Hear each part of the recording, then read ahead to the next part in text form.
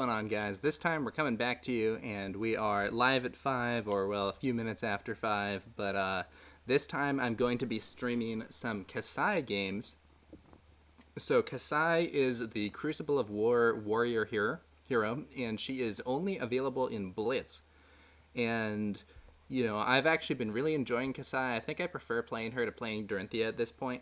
Obviously, Kassai is a Blitz format only character, and I actually don't think she would be that good in the normal format anyway. But there was recently a fun little Play Anywhere event being hosted online. And I decided that I was going to jump in there with the latest version of my Kassai deck and see how I could do. So this is going to be... I actually have several different games recorded from this event. So I have, it was a quick event. We had 3 game event of Blitz, and I recorded all 3 of my games, and I'm going to play them back here. Because they were Blitz games, that is still going to be in scope for a single stream. So we will show those as they go. And we're going to start off here. This first game is going to be Kasai Versus Ko. So I'm going to start things up here. So just in terms of matchup, Ko is the dice roll brute. And the way that he's going to work is that whenever he plays an attack that has strength 6 or more, he is going to roll a die. If it's a 1, 2, 3, or 4, he gets half strength. If it's a 5 or 6, he gets double strength on that attack.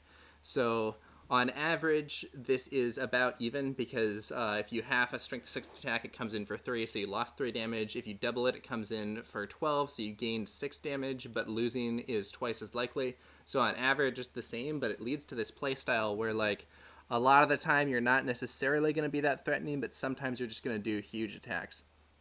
So my opponent wins the roll-off and decides to go first, which can be a good option against Brute. Or, I'm sorry, when playing as Brute, because sometimes you are going to get those hands where you're able to do a big Intimidate play, get stuff out of the opponent's hand, and really do some major damage. So we see, in this case, though, it's not that scary. He's going to go for a Barraging Beatdown into a Wrecker Romp, coming in for 6 damage, and +2 if I don't block with 2 cards. So under these circumstances, I am going to block with 2 cards. Now, a funny thing here is... So KO actually starts at 19 life instead of 20, and because of that, the Scar for a Scar that I have in my hand isn't as good as it would be normally. Under some circumstances, I would actually want to try to take a little bit of damage here to enable stuff that's going to work when I have lower life than my opponent. But in this case, I don't really have that option. I end up blocking with a Last-Ditch Effort and a Spoils of War. Last-Ditch Effort is in this deck, not for this matchup. This is not a matchup where I think it's very likely that we're going to see a game going to fatigue, but there are some matchups where it can be important. I don't know why I took those cards back into my hand. I end up blocking slightly differently. Okay, so I block with the Scar for a Scar and with the Last-Ditch Effort, and then... Oh, you know what it was? It was he forgot to roll the die, then he rolled it and got a 3, so it was actually only strength 3, so I didn't need to block 6, so I only blocked 5 so that I could keep that Spoils of War, which is one of the best cards for Kassai. So, yeah, we actually forgot to roll the die on the first thing, and I was looking at the card that he discarded thinking it might intimidate me again. I was really used to the Rhinar matchup instead of this KO.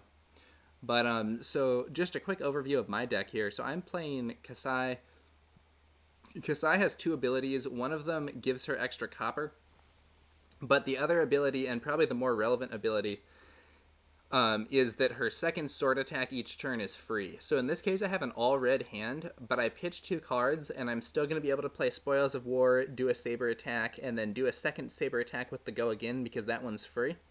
And I will still then be able to put a card in Arsenal. So her second ability is if you attacked 2 or more times with weapons in a turn, at the end of the turn you get 1 copper for each weapon that hit. I believe it might be with each weapon attack that hit. I don't actually remember.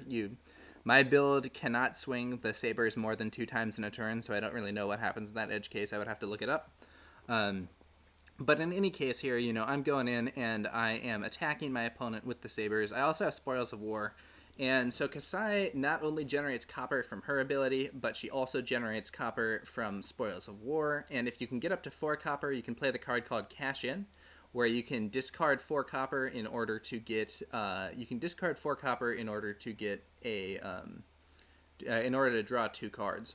So in this situation, my opponent first blocks with a Barraging Bighorn, which I actually think is a bit of a mistake here, because he then plays a Reckless Swing, and he does discard a powerful card, so it hits me for 2. But the Reckless Swing alone would have been sufficient to stop this attack. And the thing about Kassai is that her getting copper tokens on hit is good, but it's not on the same level of threat as Dorinthia's ability to generate the +1 counter on her Dawnblade. So I think that, like, in that situation, I'm not sure that I would have overblocked. The other thing is that these sabers get +1 damage if they're blocked by at least 1 attack. So in that situation, like, yes, he blocked 7 total against an attack that started out at the strength 4, which would normally be enough to overblock past a strength 3 attack reaction. But because I got +1 from him blocking with an attack, I actually went up to strength 5, so I would have been able to play a Razor Reflex or an Iron Song Response or whatever, assuming I had the card and the energy, and get in anyway. So my opponent decides that he's just going to arsenal a card and pass here after having spent a card to block, spent a card to play that Reckless Swing, and then had to discard a card from the Reckless Swing effect. So he was out 3 cards, decided to just arsenal. If he had not overblocked, he would have been able to do a club swing that turn, and I do think that might have been a better idea. I am pretty lucky here because I hit another Spoils of War, and I also see my cash in there. And I decide, okay, I'm gonna be a little aggressive. I'm gonna come in here with the Spoils of War. So I'm coming in for 4. If it hits, I'm gonna get 2 copper tokens, which will allow me to play the cash in and draw 2 cards. That could potentially allow me to go really aggressive. So right now, I really am hoping that this attack is gonna hit. But my opponent is, he's still being pretty defensive. He's playing around it. So in this case, he blocks with his Arcanite Skullcap for 2, and then also I believe, red Sink Below going up to 6. Again, I think this is a bit of an overblock that isn't as necessary, especially because a strength 3 attack reaction would still get in. But I have a plan here, so I'm going to come in with my second Centauri Saber. This one is only coming in for 2, but the Spoils of War effect still does apply. So it will give me 2 copper tokens on hit and allow me to play that cash in. My opponent decides that he is going to block it. And I think, okay, I'm not going to get my copper tokens for cash in this turn, but I do have a Command and Conquer in Arsenal, and my opponent has a card in his Arsenal. I play the Glint the Quicksilver to get the go again.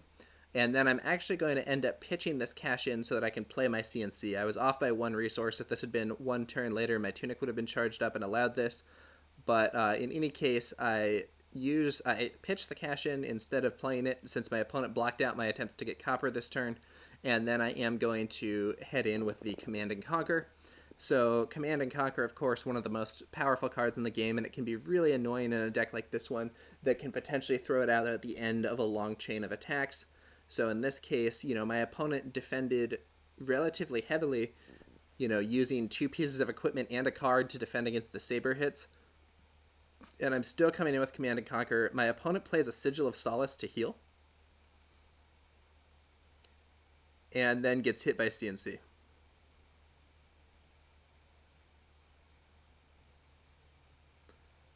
And yeah, so I am pretty happy about that. I'm pretty happy about that overall. And I do knock a card out of his discard. Let me actually, hang on guys. Sorry, I didn't see what card it was. I'm going to pause this, rewind a bit, and see what it was that I actually got with that CNC. Alright, rewind. Yeah, so I got a Blood Rush Bellow, which is one of the best cards that Brute has. I'm really happy to see that knocked out by the Command and Conquer. And so overall, that I think is a pretty good turn for me, even though I do end up without a card in Arsenal.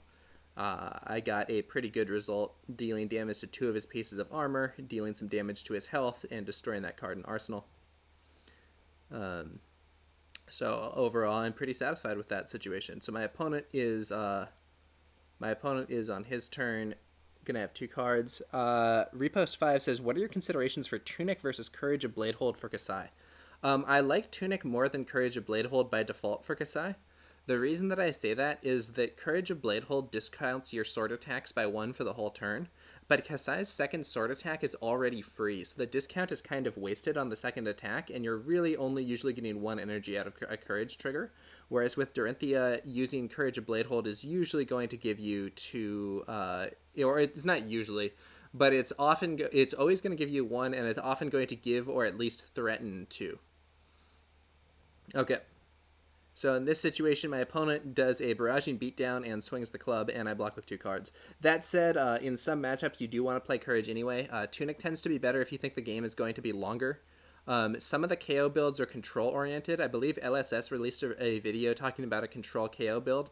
If it's going to be a more control-y or long game, I do like the Tunic just because it's going to be giving you resources across many turns. So another example would be against Ira. I quite like Tunic. Even though having armor is good against Ira, having the Tunic I think is quite helpful in order to extend your... because it's likely going to be an extended game, and you're probably going to get multiple Tunic triggers. Whereas there's other matchups that are very aggressive where you just want the extra protection from the Courage of Bladehold more. I think that... no spoilers, but I think that in at least one of the 2 remaining games, I do actually choose to equip the Courage of Bladehold instead of the Tunic.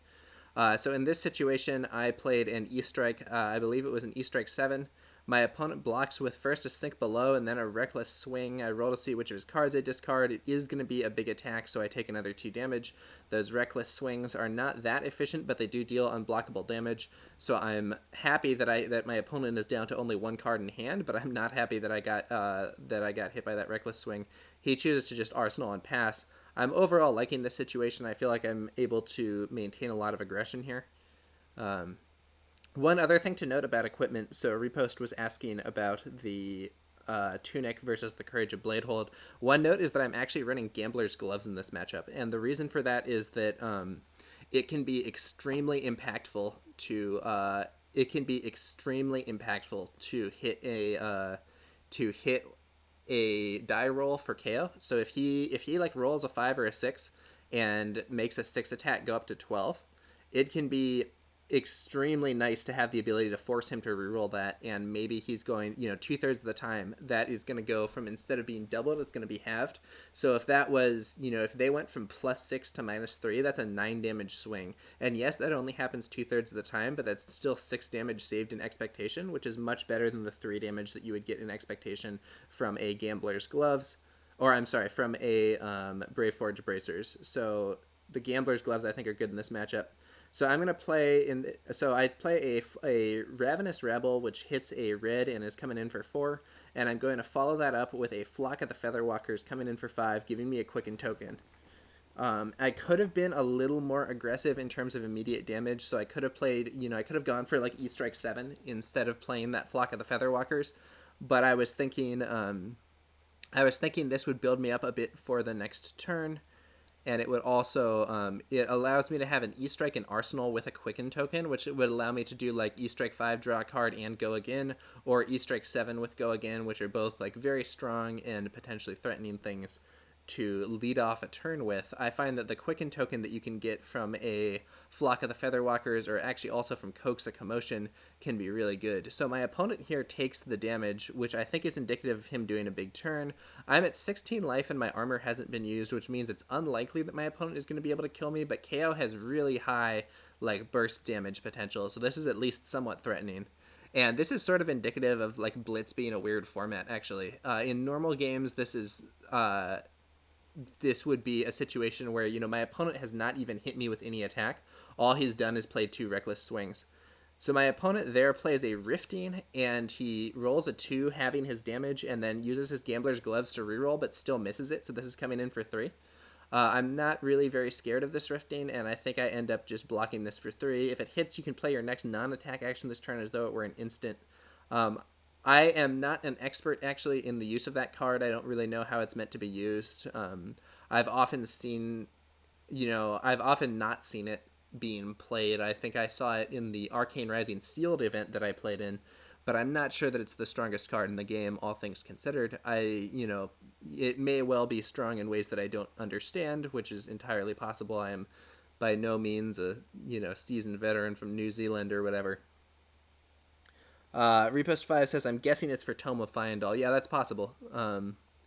But I mean, Tome of Fyendal is also better when you lead off with it at the start of the turn. I don't know. I think that yeah, I don't know exactly what he's planning to synergize it with here. I do end up just blocking it, which ends up being pretty easy because his damage was cut in half. So he definitely did not get the big turn that I was afraid of, and now it's my turn to throw out some more aggression. So I'm thinking here, okay, time to challenge him with another CNC, I think. So I lead off with Snatch, which is supported by the Quicken token. So this is coming in for 4, and if it hits, it will draw a card. This is pretty annoying because it's at that 4 damage breakpoint, and the opponent is going to have to figure out how to stop this. He does have some equipment defense left, so he could block with a card plus equipment and prevent me from getting that draw, but that card draw is a lot more threatening when it's coming in a turn where it is potentially going to be followed up with by more actions. So Snatch with Go Again is a lot more dangerous than just playing it on its own. Razor Reflex also has a lot of nice synergy there. So my opponent does end up doing what I expected. He's going to block with 1 card and 1 piece of equipment. I do believe he blocks with his second Blood Rush Bellow, which I'm happy to see there. I'm then going to pitch and throw out a Command and Conquer. So Command and Conquer, once again, pretty scary card to throw out there. This time my opponent can double block it here, but it's still taking a big chunk out of his next turn. You know, I didn't do any permanent damage there, but to his life, but I did, do the last point of damage to his skull cap, and I made him use 3 cards, so I count that as a pretty good turn. I still have an E-Strike in Arsenal. I have my Tunic charged up. I still have a lot of armor. I'm feeling pretty good about this game right now, as I also have a substantial life lead, and it's an even higher lead when you consider the armor factor. But, KO can be a very explosive deck. If my opponent gets... it's actually possible to kill your opponent in 1 hit with KO. You can, take someone from 20 to 0. So my opponent rolls his Gambler's Gloves, and unfortunately for him, he's only going to get 1 action. Though, because he has such limited resources and stuff available, I'm not entirely sure what he would do. So he pitches a yellow Pummel to swing his club for 4. And I think in this situation, I'm thinking about my hand. I'm thinking about what I have here, and it looks like I have a really strong and aggressive turn. I'm willing to take a club hit, even though it puts me more into the danger zone for a potential 1-hit kill, in order to throw out a huge attack. In some ways, I feel like your best defense is a good offense in this game. I know that's a cliche, but in this case, I pitch a yellow Driving Blade to play a red Driving Blade. Then I use my Tunic to do my first Saber swing. So the Centauri Saber is coming in here for 5 with Go Again. It will get +1 if he blocks it with an attack also. And then I am going to be able to play the hit and run that I have in hand. And then swing my second Saber for free.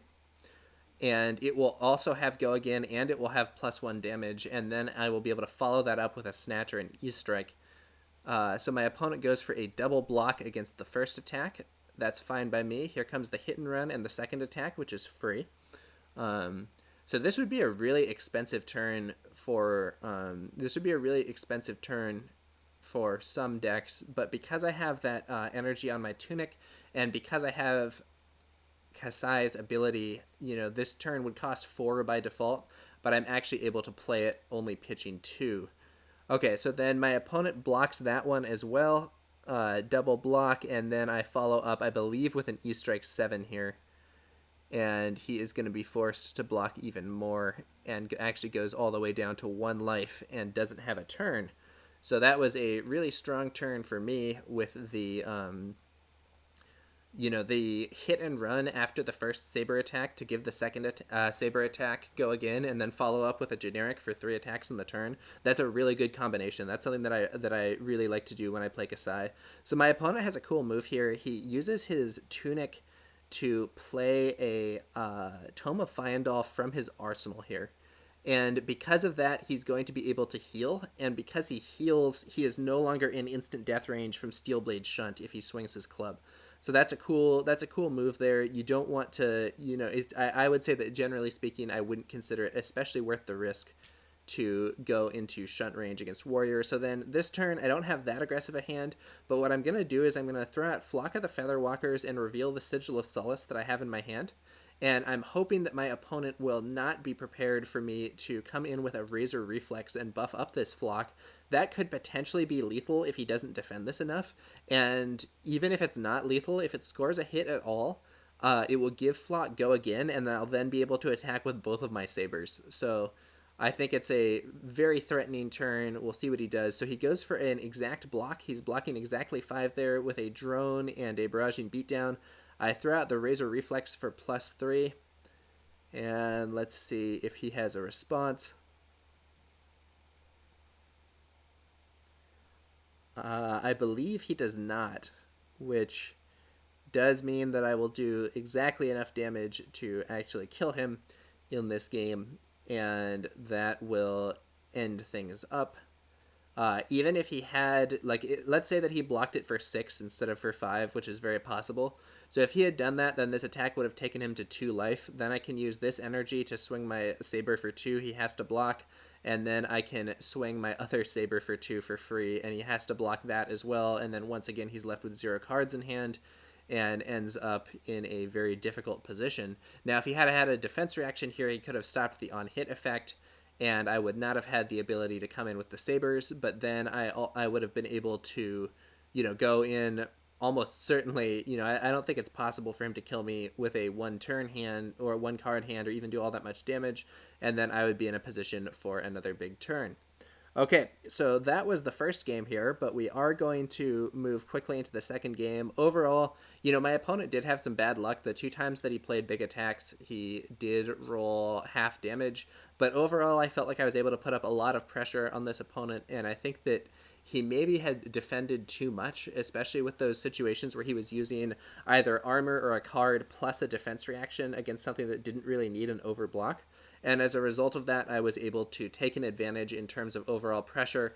And Kassai in particular, because she makes many attacks in a turn, I'm usually aiming to do 2 or 3 attacks in a turn.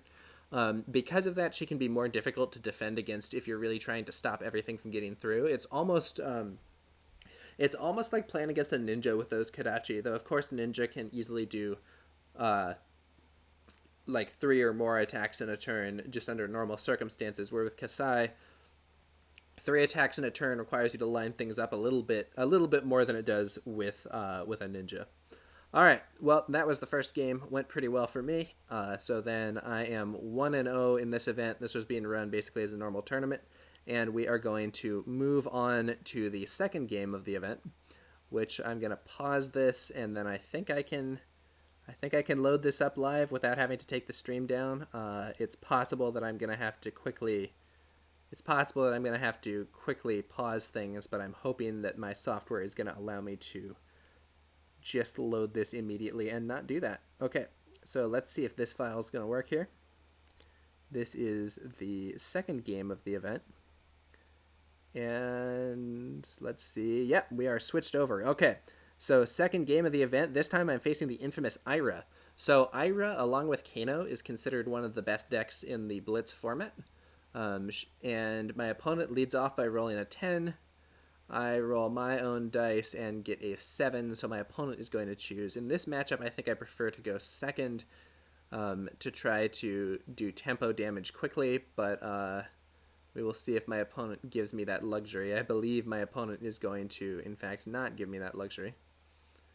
I do also set my life to 20, which is incorrect. Or I'm sorry, to 40, which is incorrect, so I am now fixing that. And let's see how Kassai does against Ira. So first up, I'm going to put a counter on Fyendal's Spring Tunic, and then I'm going to actually play this Flock of the Featherwalkers. And it reveals a red hit and run, which synergizes well with it, because if I lead off with a, if I were to lead off my Quicken Token turn with a Saber Swing, I can then play the red hit and run to give my next attack go again and +3, and then come in with a buffed attack, and then potentially do something else after that. My opponent, of course, is going to block, but I do have the Quicken Token. Flock of the Featherwalkers is often a good thing to play on the first turn, I feel, because it gives you a more permanent advantage. So in this deck, the cards that I have that I most want to see if I have to go first are Flock of the Featherwalkers, Energy Potion, Flock of the Featherwalkers, Energy Potion, and Sigil of Solace. I do draw a Sigil of Solace, but it is late. So in this matchup, I am actually running those last-ditch efforts, and my hope is that those are going to, at least in theory, allow me to hit them hard later on. Unfortunately, my opponent comes out really strong out of the gate here. First, he hits me with a Kadachi Poke for 1, and then comes in with a Command and Conquer. And unlike against most decks, this Command and Conquer is actually coming in for 7 damage, which is really strong. So CNC for 7, the reason that's so good is that it means that you can't block it with just 2 cards. You have to use 2 cards and a piece of armor, or use 3 cards, and that is just an extra bit of pressure that is very annoying to deal with. So I'm not happy with this. I don't like it, but I think, okay, I'm going to block. And there you have it. Blocking there with 2 cards plus a piece of armor. I do block with that last-ditch effort. I actually think the blocking with the last-ditch effort was kind of a mistake. I want to save that for the late game in theory. But we'll see what I end up doing here. Yeah, so I go for an E-Strike first. I believe this ends up being E-Strike 5, draw a card, which is pretty good because it also has Go Again. My opponent is thinking about his defense here. So Ira often has a lot of defense reactions, very controlling deck, and yep, there we see a Flick Flack being played. Pretty annoying there, so it's going to stop this completely. And so I can now, I could play that Scar for a Scar, but I'm going to go for the hit and run combination instead because it is going to allow me to make 2 attacks. So first I'm coming in with a hit and run Saber. Because of the red hit and run, this is +3 and Go Again, so it's coming in at strength 5. If my opponent blocks with an attack that has combo, he will actually block it for 5 because he has the buff from the Flick Flack, but I get a +1, and he actually blocks it for 3 here. Did we do this wrong? Yeah, I think we did this wrong. My opponent actually should have taken 3 from that attack because this was coming in for... Or no, I'm sorry. I hadn't swung with the Saber first, I hadn't swung with the Saber first, so the hit and run wasn't buffed, and it was just strength 2. My mistake, guys. Yeah. So this was actually just a strength 2 Saber hit. It goes up to 3. He blocks it with that. That's fine. And then the second Saber comes in and hits him for 2, which gives me a copper token. Okay, yeah. So the hit and run only gives you the buff if you've already swung with a Saber, and in that case, it was on my first Saber attack, so it was just giving me the Go Again. In this case, my opponent is going to come in here with a E-Strike. And I believe it's just an E-Strike 7 here. So this is not what I most want to see. And I really have a choice here. The thing is, if I block this, it's going to take away from some of my momentum on my own turn. If I don't block this, it's going to, knock off a big chunk of my health. The question is, what do I want to do here? Against Ira, I find that if you get into a mode where you're very defensive, you're often just going to die. But it's also pretty difficult because if you take too much damage early on, sometimes they're just able to defend against what you're throwing out and wear you down. It's kind of a tough situation. I can really see why Ira is such a popular deck in this game. And I think that in this situation, I do end up choosing to take the damage and trying to throw out a big turn of my own. And we will see if that ends up being a good choice for me. But yeah, I do end up taking the 7 damage here. And I'm thinking, okay, on my turn, I'm going to try to do something a little bolder. And really try to change the pace here. Alright, so I pitch a last-ditch effort and throw out a Saber attack with Go Again. Coming in for strength 2 with Go Again, it'll get +1 if blocked by an attack. And then I think I'm going to try to follow that up with the Flock of the Featherwalkers to give me that Quicken token and give me some momentum. Now, in theory, I could play the red hit and run here to buff my next Saber attack up to 5, swing that Saber, and still have the Go Again. But the problem with that is that I need to have a card in hand to reveal in order to play Flock of the Featherwalkers, unfortunately. And that's really one of the disadvantages that card has.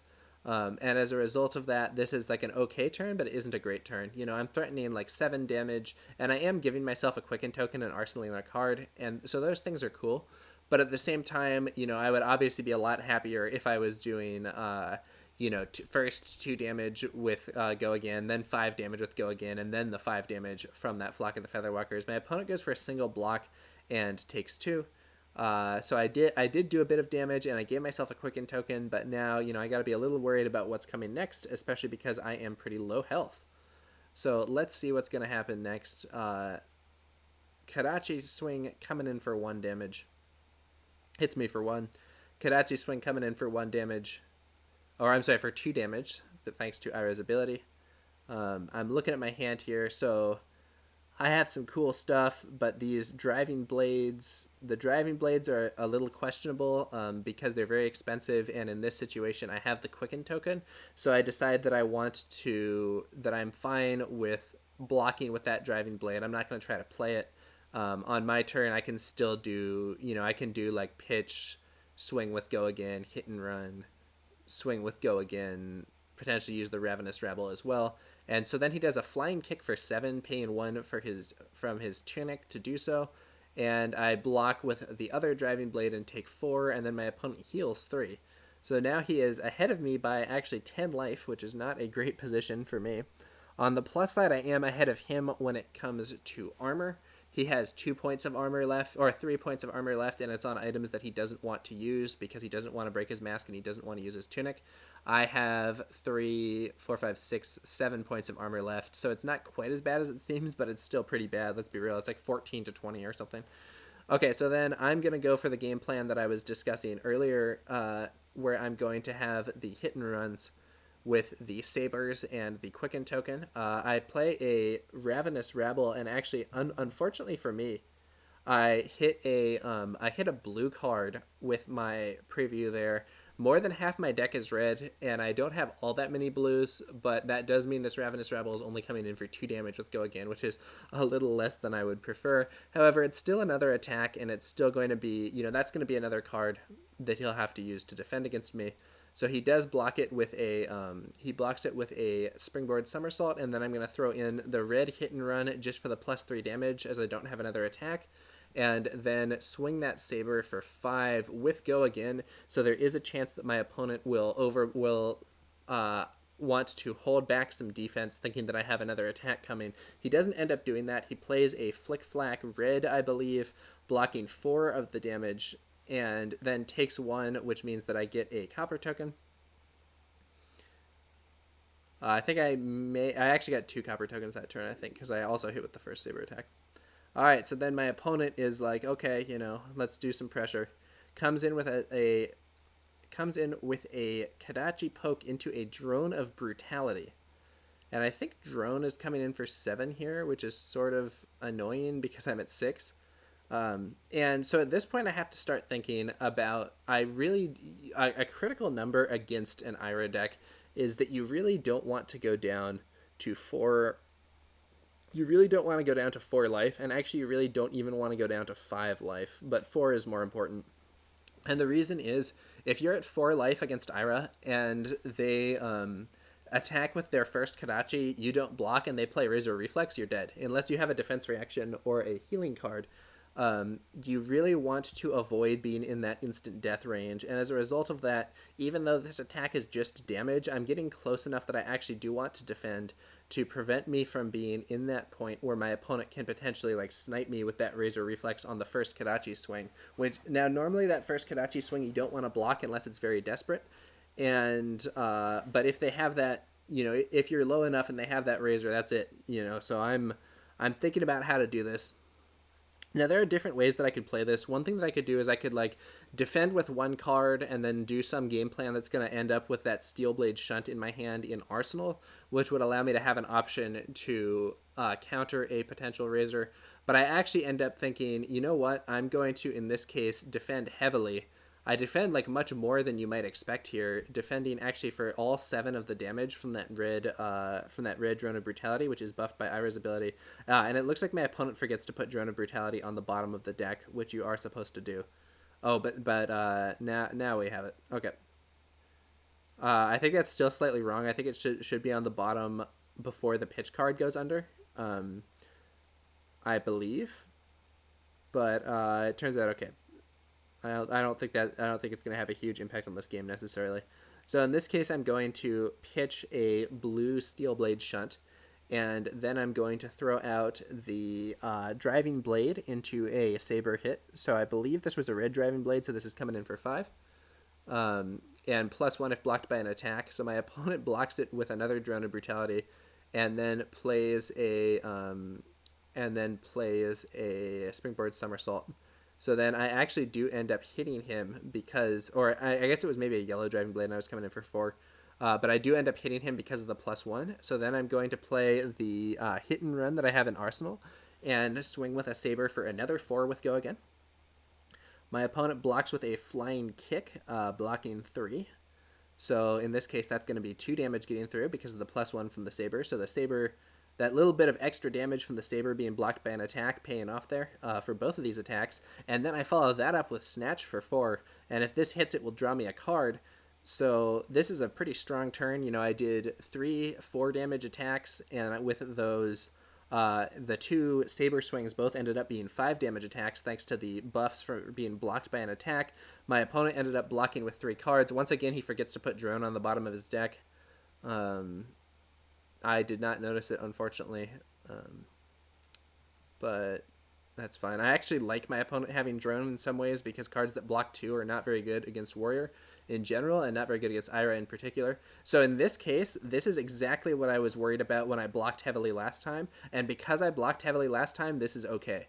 So my opponent does a Kadachi swing and then plays a Razor Reflex. I don't have a defense reaction or a healing card, but because I blocked that previous attack in defense against exactly this possibility, that only hits me for 4 and leaves me at 2 instead of killing me.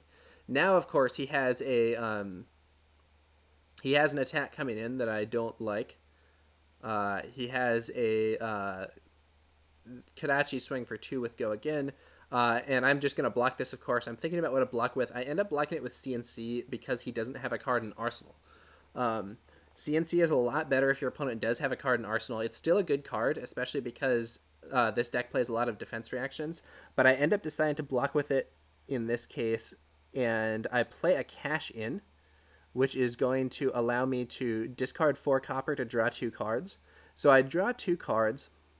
And then I'm going to try to be a little bit aggressive here. My opponent is getting low on life. Now, I'm also low on life. But my opponent's getting low on life, and I have the opportunity to try to throw out a big turn here. And if I can do a bunch of damage and do a big turn or get a bunch of cards out of his hand, he doesn't have a card in Arsenal right now. This could be the opportunity that I need to try and turn the corner on parts of this game, as I'm definitely quite threatening at this point. Coming in for 4 with Go Again. He does block for 3, so that's going to be 1 point of damage through. Every point of damage at this point is precious, though. So, you know, I knocked out a card and did a point of damage. That's pretty good. That's what I'm hoping for when I play that Ravenous Rabble. And I do have better than even odds of hitting a red, but, you know, it isn't 100% reliable. There is that top deck factor. Now, I did also see that my top card is a Scar for Scar, which does conceivably mean that if I drew it with a Snatch that had Go Again, I would be able to play Scar. And that's a little interesting. You know, that's something that could be very strong, allowing me to do some more big attacks. But there's really some, you know, there's some different things to consider here. Another option would be to go for a Saber swing that I can potentially give Go Again with my Bolters, and I believe that is what I end up doing here. So I go in with the Saber for 2. My opponent counters with a Flick Flack for 2, blue Flick Flack from hand. And so right now I'm not doing anything. I really want to get that hit, but I actually have, so I play an Iron Song Response red, and then I play another Iron Song Response red that I had from Arsenal. So I'm buffing this up to strength 8. He's defending 2, so this is actually going to be 6 damage and lethal right now if he doesn't have an attack reaction, or if he doesn't have a defense reaction, and even if he does, I'm still very likely to get my hit, at which point I can use the Bolters and trigger Snatch. I can trigger the Bolters and then play Snatch, coming in for another 4. And at that point, he'll be hard-pressed to stop that, and it will likely give me a card. And my opponent says, my opponent does not have the extra defense that he would need here to survive. This actually does kill him. And then I was just showing that as my potential next move as we discuss the game in the end. So in this case, I do end up prevailing over the fearsome Ira there with the with the attack reactions at the end, managing to sneak in there and get me the win after being behind on life for all game. So very interesting situation with this game. I think the one thing that I did is early on, the attack reactions in this deck aren't all that good against Ira because they aren't going to be getting me things that are all that impactful in terms of on-hit effects. Like maybe if I can do Razor Reflex into Snatch or something.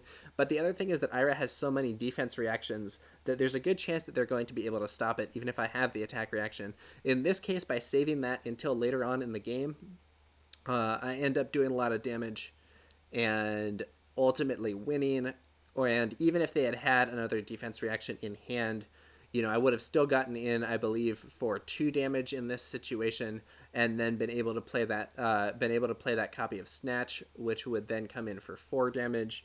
They can probably stop that and not die, but they would have to either give up one of their important pieces of equipment or get hit, and then I draw a card and probably put it in Arsenal. So overall, pretty good situation. That cash in there coming in strong by allowing me to give up a bunch of those copper tokens I had built up, draw 2 cards, and play a very aggressive turn here. And yeah, we're now just talking about the game afterwards, and I'm saying how I don't play that many attack reactions in this deck relative to Dorinthia because Kassai's on hits aren't as important, but I still think they're good. So I just have the red Iron Song responses, the red Razors, and the blue Glints, plus a lot of generic attacks and stuff. This deck is definitely a lot wider than it is tall, though it does have those reactions to try to trick somebody and get the damage through at the end. All right, so that's going to do it for the second game, victory against Ira, and now we're going to move on to the finals of this event, which was, of course, just a 3-round Swiss Play Anywhere. I think it had like 7 or 8 people. Although I think maybe we started at 7 people and somebody dropped or whatever. So this is a really small event. This is by no means a win in a big tournament or whatever. But it was still an opportunity to get some games in and get some showcase for Kassai instead of Dorinthia. So I'm going to pause this video and we are going to load up the next of the games here and the final. So let's, without further ado, let's get into it here. So this final is actually going to be played. This is against an opponent that I've played several times before. Who goes by the name of Tiny Grimes, and he's actually produced some YouTube content for this game. He has also, he's a warrior player himself. I've played against him several times, and this is going to be the War of the Warriors here. Kasai versus Dorinthia. So he is playing the classic Dorinthia from the Welcome to Wraith set. I am playing the new kid on the block, Kassai. And it's going to be interesting. My opponent wins the roll-off. In this matchup, I definitely want to go second, and I think he's going to make me go first, but we will see.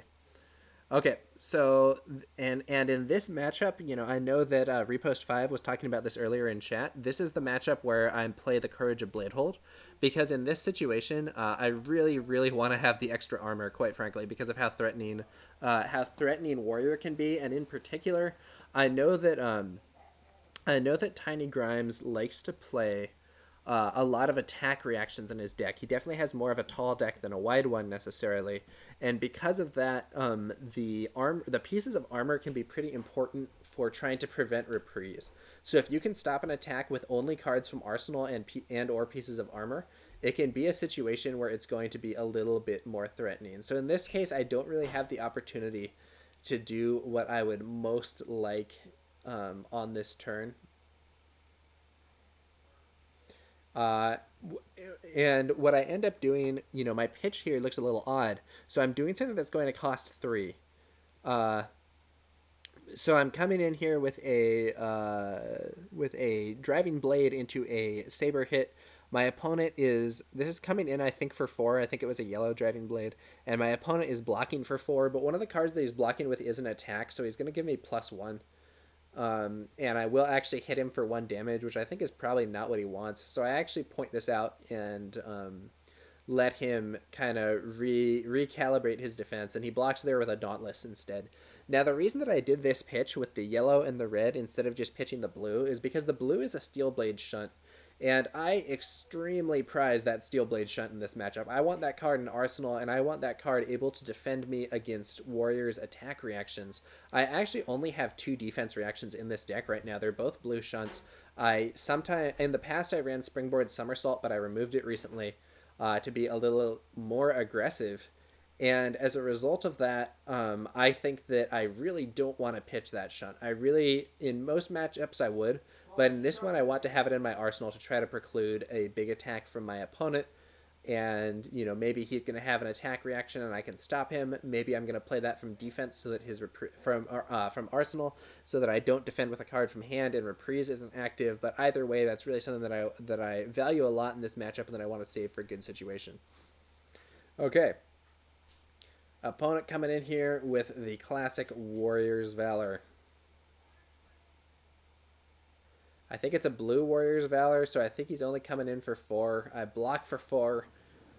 He plays a Iron Song response from hand and hits me, and then comes in with a second Dawnblade swing. I believe it was not buffed by the bracers, so I'm able to block it with just a card from hand. Both my last-ditch efforts sadly gone very early in the game. Yep, so then my opponent is going to just arsenal a card. I end up pitching the Sigil of Solace here to play Hit and Run and swing with my Saber. This is another situation where Kassai's discount is really good. With Kassai's discount, I only need 1 energy to do both my Saber swings, which is going to allow me to be at least somewhat aggressive and annoying. Like, obviously this isn't a super threatening turn, and my opponent can just take the damage. But if he just takes the damage, it is going to give me those copper tokens, which could come in handy later. Although I did pitch the cash in on the first turn, so it's not going to come up for a while. If I can actually hit that cash in, the card draw can be really crucial. And even if my opponent does block these attacks out, that is still going to be cards out of his hand or equipment damage, which I also want to inflict. One of the things that can be really cool about Warrior is that you have a lot of defense So in this configuration where I'm running Courage, Skullcap, Bracers, and Bolters, I'm actually defending. I have 6, 7. I have 8 to 10 points of armor, depending on whether or not I get to block with my Skullcap for the full 3 for just 1, or for in between with 2, because it's kind of dependent on situational factors how much you get out of your Skullcap. But it's almost like starting with 50% more health compared to some classes. Obviously, this only applies to physical damage. If you could block against the arcane damage from a wizard, I would really be a lot happier with that matchup. But the huge amount of armor that a warrior has in Blitz can be really cool. Now, of course, my opponent also has that huge amount of armor.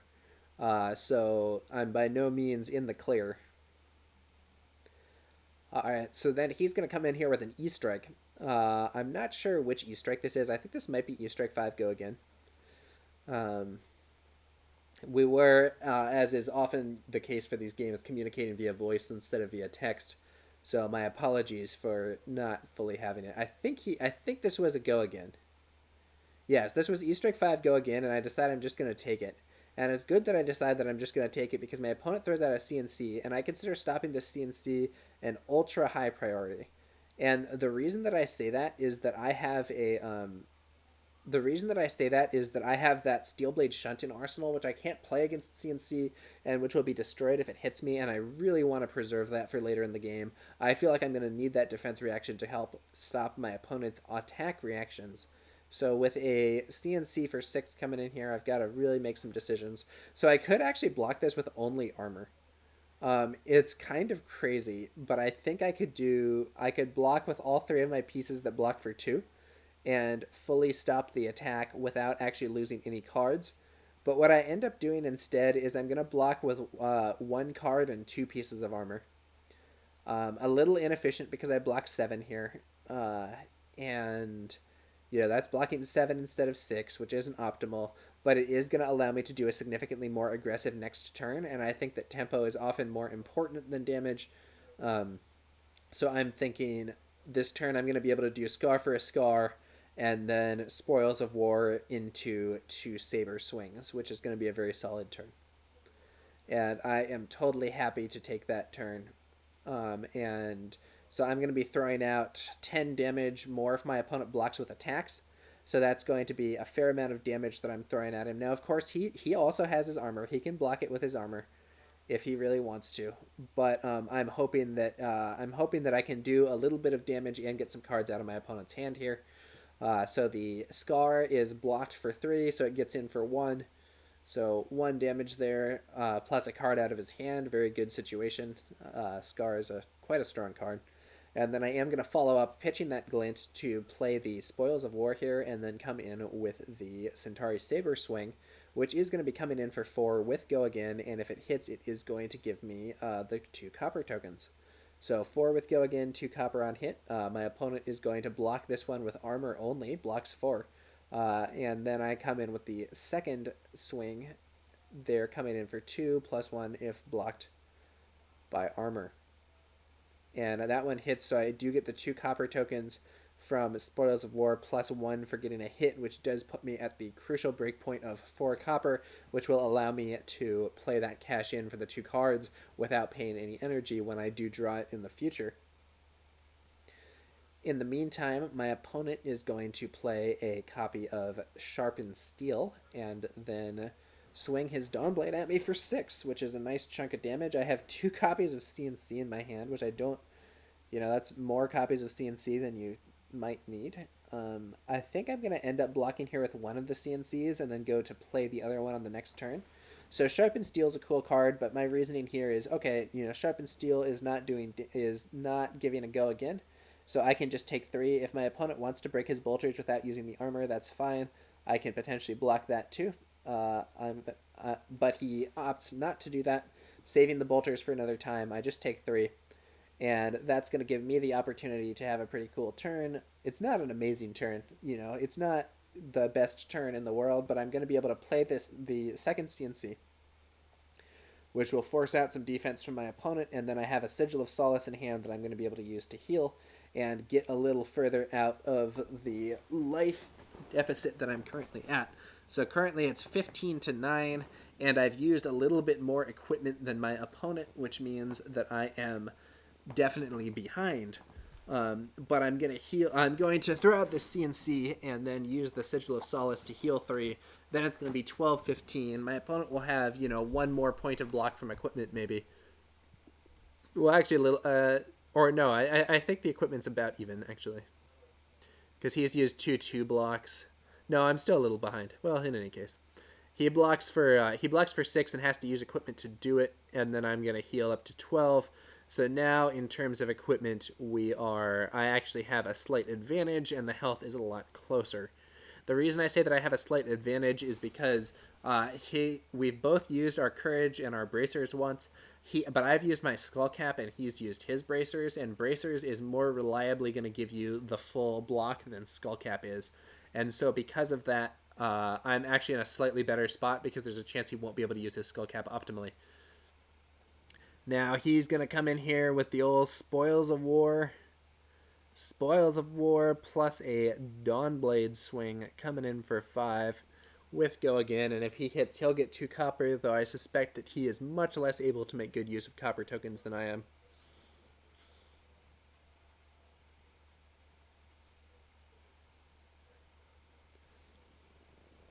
So I decide this is time to go for a block that does not use any cards from hand. So I end up blocking with the skull cap and then pitching an Iron Song response to play that blue shunt, so that I can now shut down his attack without playing a card, which means that he is not going to be able to play a reprise effect. He plays a Singing Steelblade and actually does start searching, but this is incorrect because reprise isn't active since I played from Arsenal. So he realizes that, and I forget what we end up doing to resolve that. I think maybe we end up shuffling the deck or something, which is not great, but probably the best way to fix it.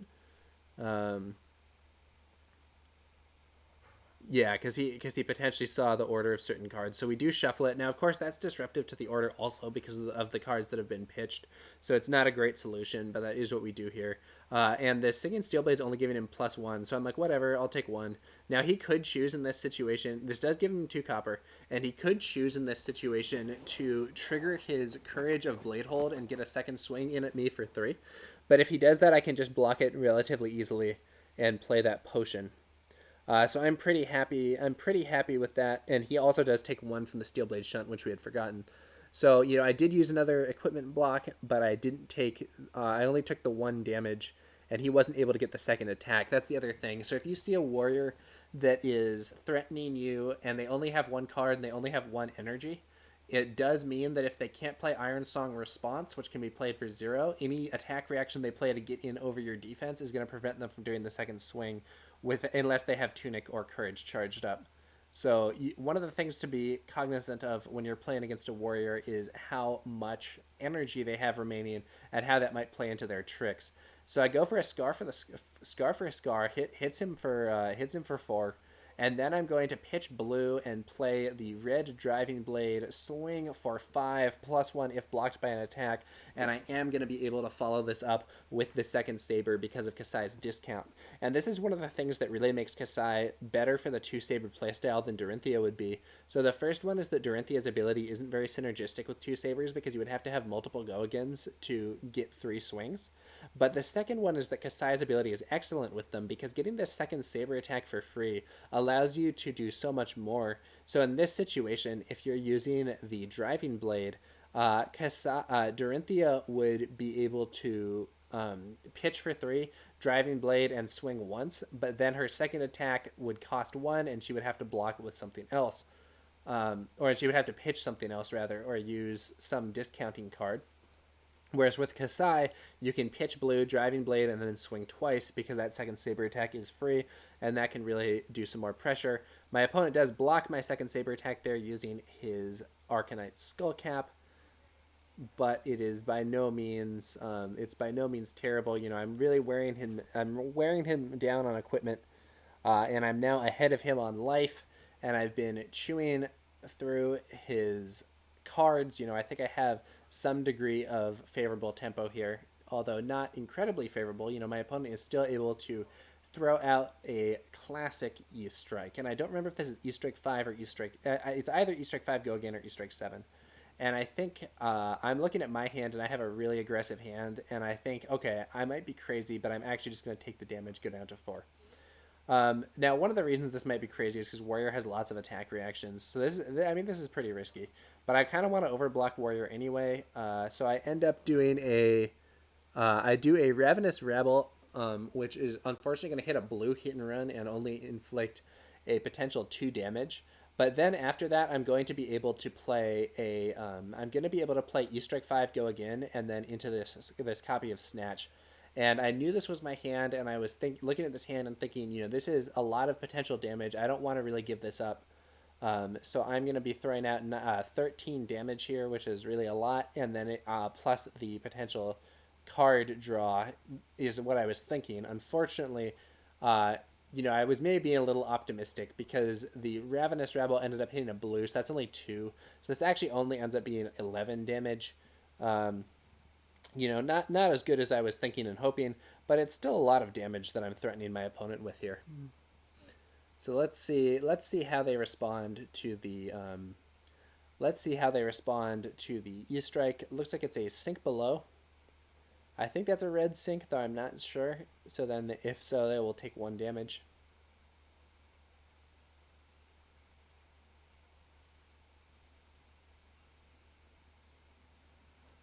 Oh, I guess what?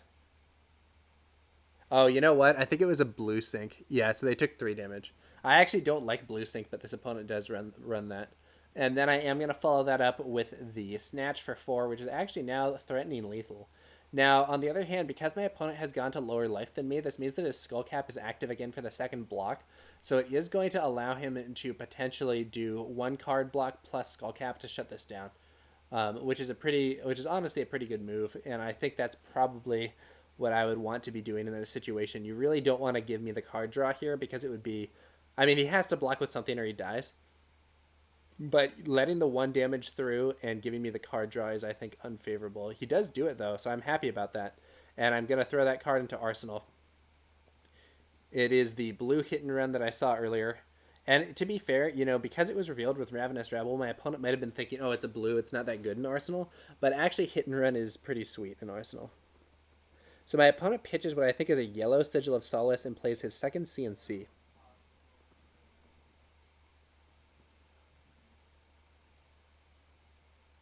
Coming in for 6 damage here. Could potentially destroy the card that I have in Arsenal. I end up going for a weird block here, kind of a funky block. But I want to keep the Glint into Driving Blade combo that I have there to threaten my opponent more. So I block with a card plus the Flock of the Featherwalkers plus my last block on that Courage of Bladehold, which does break it unused. When I play Courage of Bladehold, I often find that it's good to break it unused, quite frankly.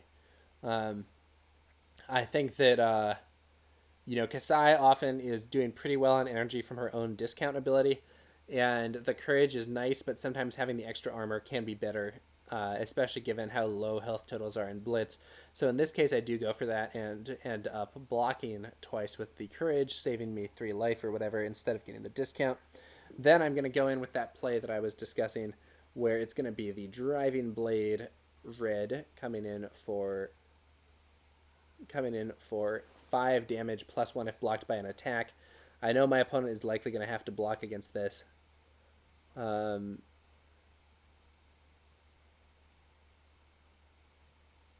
Yeah, so he's going to block with a Iron Song response, which I like seeing. I really, with life totals this low, I'm happy to see my opponent not having some of those attack reactions. And then I think he's going to block it with other stuff as well, because if he just blocks with the Iron Song response, he'll actually die here since this is 5 damage with the buff. Yeah, so he goes for a double block, Iron Song response, and Glint. Again, cards that I'm happy to see my opponent not having. And then I'm going to just follow up with that second Saber coming in for 2, which actually, again, is going to be lethal, or at least threatening lethal. And so my opponent has to block this with a card if he doesn't want to go to the danger zone of 1 life, but he ends up blocking it with 2 pieces of equipment instead to preserve momentum. So this is something that I'm a little worried about. My opponent, it's only a 3-card hand, but a 3-card hand can still be dangerous. My opponent is out of equipment blocks now unless he uses his courage, so I'm searching his discard pile to see how many Iron Song responses he's played. And I'm looking at the different colors of them. So he has played 2 reds, a yellow, and a blue. And I'm happy to see that because it does mean that there's not going to be a risk of a red Iron Song response, which is the scariest one. My opponent plays a hit and run, and he does break his Courage of Bladehold, coming in for 3. So this is quite threatening here. He's coming in for 3 with Go Again.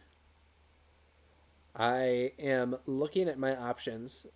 This might be an overblock situation, but then if he has something big to play afterwards, it could be quite punishing. I really have to consider what I'm doing. On the other hand, on his attack reaction, he probably doesn't have anything that big because he only has the 2 cards, but there is a risk here that if I don't overblock, he can kill me with like a route. So he ends up going for a pitch into a small attack reaction, so it is not a rout or an overpower, which could actually kill me. It's conceivable to me that I should have overblocked this with not only a card, but maybe also a piece of armor or something. But I think I was considering my own attack options, and I end up going down to the perilous 1 life here after he plays that copy of Stroke of Foresight. And then he's going to use his bracers and swing again. He can swing again because Courage of Bladehold lasts for the entire turn, so now he's coming in for 4. I'm not so happy about that, but I'm going to block for 4. I actually block for 5 because I have to. That's really my only option. It's conceivable to me here that I should have blocked with the Snatch plus that for a total of 4, rather than the response plus that for a total of 5, as I only needed 4 since I knew my opponent didn't have any cards left, and it might have been better to keep the Iron Song response in the deck. But at that point, the difference between those 2 cards, since whatever I didn't use was likely going to be set to the bottom by E-Strike anyway, it doesn't matter a huge amount. since this game is looking extraordinarily unlikely to go to a really extended game. Now, in this situation, both players are really low. I'm actually in instant death range from Steelblade Shunt, so at only one life, I'm worried that my opponent could play Shunt to kill me. Now, I do know I've talked to this guy before, and he's not the biggest fan of Steelblade Shunt relative to me. I'm like a huge fan of it, but I think at least in the past, he's sometimes not been playing it, so I'm a little more willing to attack with my weapon than I would be against a warrior that I didn't know had this opinion. In this situation, though, I'm going to be using an attack action card. So an important thing to note when playing against Warrior is that Steelblade Shunt does 1 damage, which can't be blocked.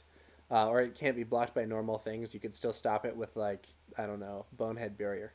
But in any case, the Steelblade Shunt is going to be blocking, but it's also going to be only going to be doing the damage if the opponent is attacking with a weapon. It doesn't do the damage if it's an attack action card. So if you're against a warrior and you're at 1 life, or maybe even you're at 2 life and you're worried they're going to have a double shunt, or even 3 life and triple shunt, though that's very rare. If you're in that danger zone where you have to be worried about getting killed by a shunt, one tactic that can be very effective against it would be the use of attack action cards instead of weapon attacks. Because, with me throwing out this CNC, even if my opponent has shunt in hand, it's actually going to be, yes, he could play it, but he would have to pitch something to do so, and it's not actually going to stop. It's not actually going to stop the game because it won't be doing that damage to me that would be lethal. So he double blocks and then goes to 1 life himself, and I draw a Steelblade Shunt. So this is definitely what I want to see. We're both in the Shunt instant death range. His deck is more reliant on attacking with his weapon than mine, and I am able to do something here. He goes in with the weapon swing, and so I misplay this a little bit. Against the weapon swing here, I am going to block. I'm not sure why I blocked here. I think this is erroneous. And so the reason is, I think what I was thinking was, well, it's possible that he has a healing card and he can survive my Steelblade Shunt.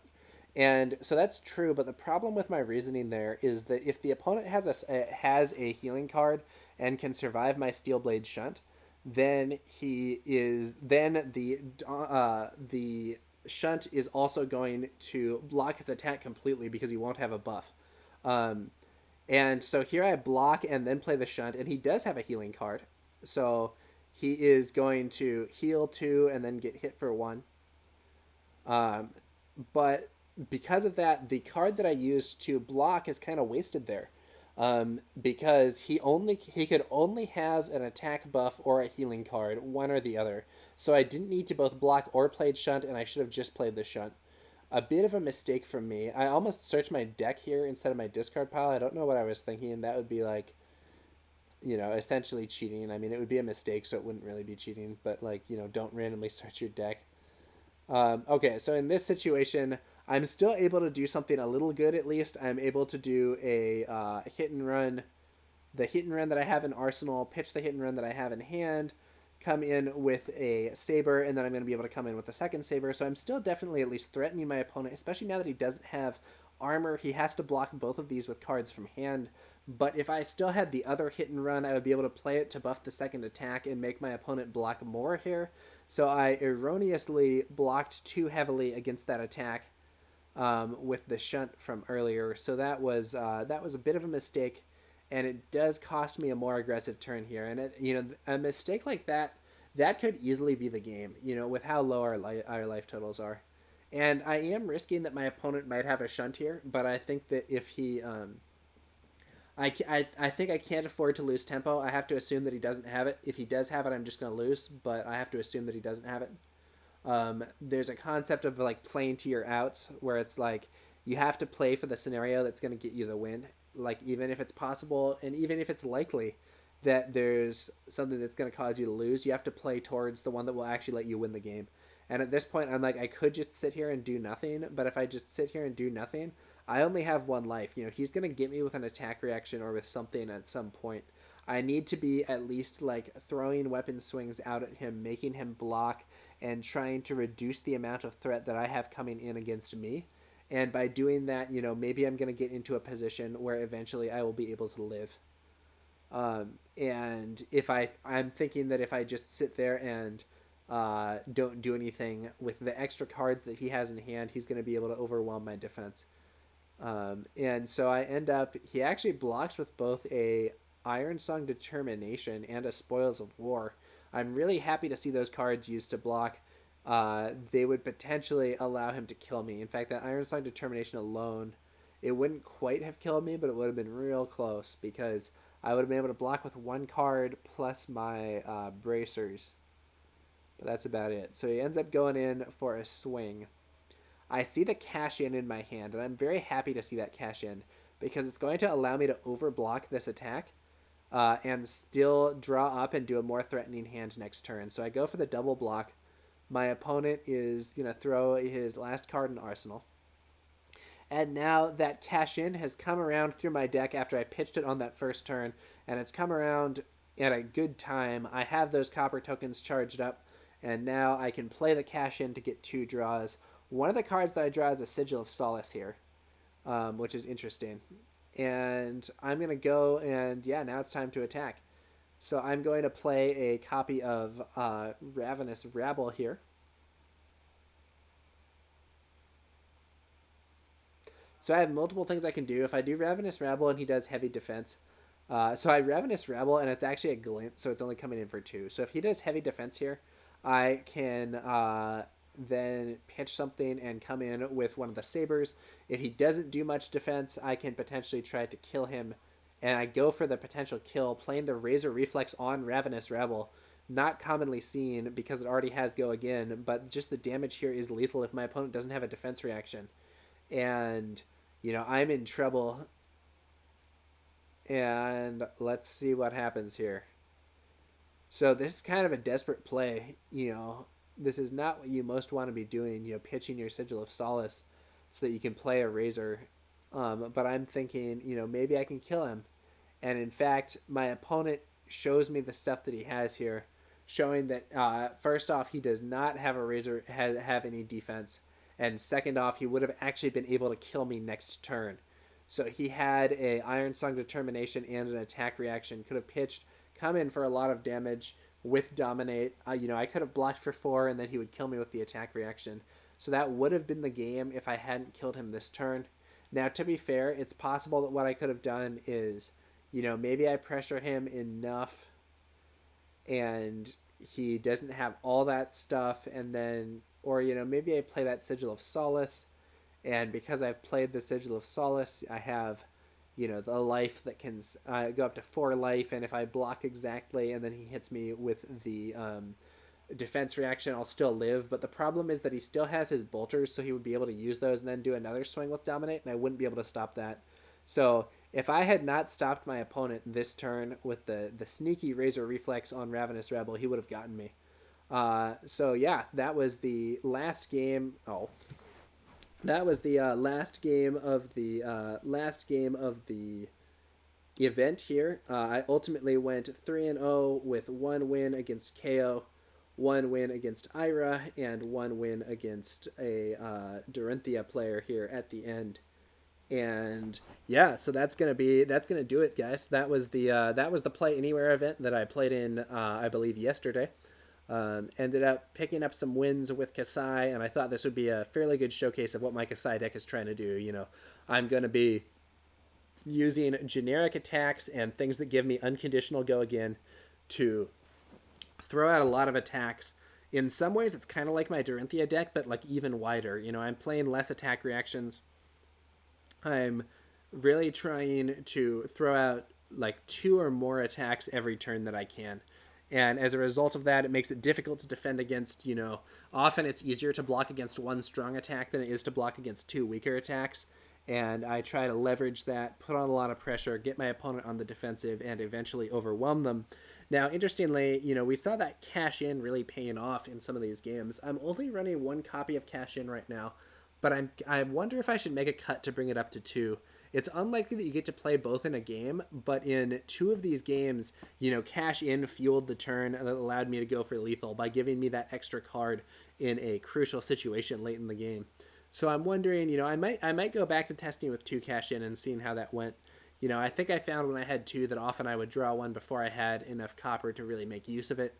But I think I may do some more testing with that and see, just because that card was instrumental in my win against Ira, and now again against my win against Tiny Grimes, where getting +1 card, it doesn't necessarily seem like a lot, especially in a game where card advantage doesn't matter all that much, but it can be crucial when you're in a desperate late game situation. Having that one extra card can be just what you need to close out the game.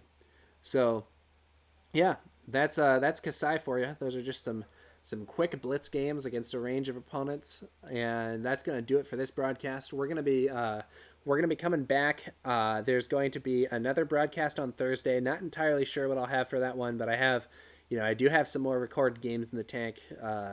We might be back on some classic constructed for that broadcast, and then I believe there's going to be some tournaments and stuff coming up soon. I know there's going to be a Welcome to Wraith virtual sealed event being hosted by the UK community and sponsored by one of the UK stores. And that's going to be on the 30th of January. So I'm hoping to play in that event. And I think that I'm hoping to get some recordings, and maybe if I get knocked out early, I'll be able to stream some of the later games. That's been my pattern in some of the past UK events, though I hope not to get knocked out early this time. In any case, guys, that's going to do it for this one. If you want to check out some written content for this game, check out my blog at towernumber9.com. But yeah, that's gonna do it for this broadcast. We're gonna be coming back to you later with some more Flesh and Blood Thursday at 5 p.m. Pacific, and then maybe some unscheduled stuff as well. And I may try to get some Star Wars Legion content in there to boot. We got Invader League starting up now, so there may be some opportunities for some streams there. In any case, thanks for watching, and I will catch you guys later.